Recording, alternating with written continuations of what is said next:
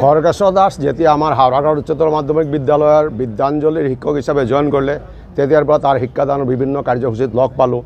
তাৰপিছত তাৰ লিখনি কবিতা এইখিনিও আমি বিভিন্ন অনুষ্ঠান প্ৰতিষ্ঠানত পালোঁ। শেহতীয়াকৈ যেতিয়া আজিৰ পৰা একমাহমান আগতে মোক খগেশ্বৰ দাসে ক'লে, ছাৰ মই এখন কাব্যগ্ৰন্থ কবিতাৰ সংকলন প্ৰকাশ কৰিব বিচাৰিছোঁ, আপুনি ইয়াৰ প্ৰকাশক হ'ব নেকি?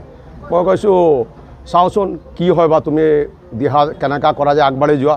মই কবিতাখিনি চালোঁ, চাই পেলাই মোক মনটো উৎফুল্লিত হৈ গ'ল যে এজন ইমান মানে বাজা সন্মুখৰ মাজত থাকি পেলাইও নিজে যে স্বতঃস্ফূৰ্তভাৱে এইখিনি কবিতা লিখিব পাৰিছে, গতিকে তেখেতৰ এই কবিতাখিনি মই মানে প্ৰকাশ কৰিবলৈ আগবাঢ়ি আহিলোঁ।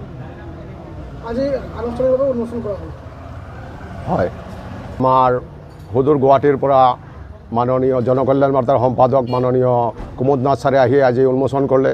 প্ৰায় 50গৰাকী বিশিষ্ট কবি সাহিত্যিক আৰু সংবাদকৰ্মীৰ উপস্থিতিত এই কবিতা উন্মোচন কৰা হ'ল।